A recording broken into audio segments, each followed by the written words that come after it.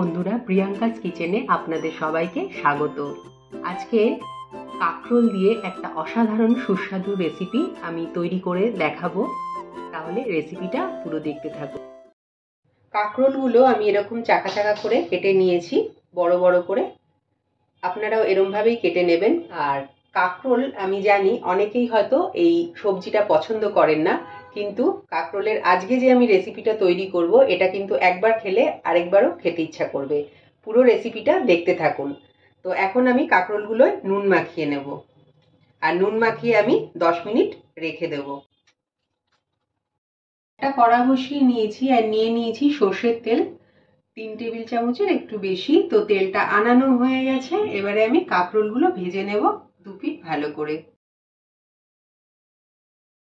একটা পিঠ ভাজা হয়ে গেছে, আমি উল্টে দিয়েছি। তো ঢাকা দিয়ে আরেকটা পিঠও ভেজে নেব। খুব একদম লাল করে ভাজবো না, মোটামুটি এই 60% মতো ভেজে নেব। সেম তেলের মধ্যেই আরেকটু তেল দিয়েছি, আর এবার দিয়ে দিচ্ছি একটা শুকনো লঙ্কা আর 1 চামচ সর্ষে ফোড়নে দিয়ে দিলাম। ফোড়নটা একটু আনিয়ে নেব। ফোড়নটা আনানো হয়ে গেছে, এবার দিয়ে দিচ্ছি লঙ্কা বাটা। ঝালটা আপনারা নিজেদের স্বাদ অনুযায়ী দেবেন। একটা নারকেল কুড়িয়ে ছোট সাইজের আমি বেটে রেখেছি, তো এটা দিয়ে দিচ্ছি।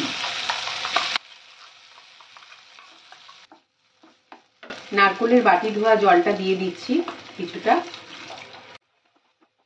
স্বাদ অনুযায়ী দিয়ে দিচ্ছি একটু নুন, আর দিয়ে দেব 1 চামচ চিনি। এই রান্নাটা একটু মিষ্টি মিষ্টি ঝাল ঝাল হলেই ভালো লাগবে। এই রান্নাটা কিন্তু একজন কাকিমার থেকে আমার শেখা। রান্নাটা খুব ভালো লেগেছে বলে আপনাদের সঙ্গে শেয়ার করলাম।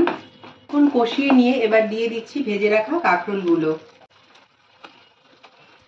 কাঁকরোলগুলো দেওয়ার পর নারকেলের জল আমি 1/2 কাপ মতো দিয়ে দিলাম। এবারে গ্যাসের ফ্লেমটাকে একটু লোতে করে আমি ঢাকা দিয়ে দেবো। কাঁকরোলগুলোর গায়ে আমি গ্রেভিগুলো মাখিয়ে দিচ্ছি। মানে ঢাকাটা তুলে নিয়ে আমি এটা করছি কিছুক্ষণ পর।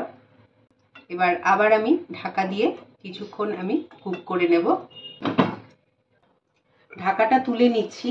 তো রান্নাটা আমার একদম কমপ্লিট হয়ে গেছে। আমি চেখে দেখেছি, একদম ঠিক আছে। গ্যাসের ফ্লেমটাকে বন্ধ করে দিলাম। এবার আমি গরম গরম পরিবেশন করব। তো বন্ধুরা, তৈরি হয়ে গেছে আমার আজকের কাঁকরোলের এই অতি সুস্বাদু রেসিপি। গরম গরম ভাতের সঙ্গে একদম জমে যায় বন্ধুরা।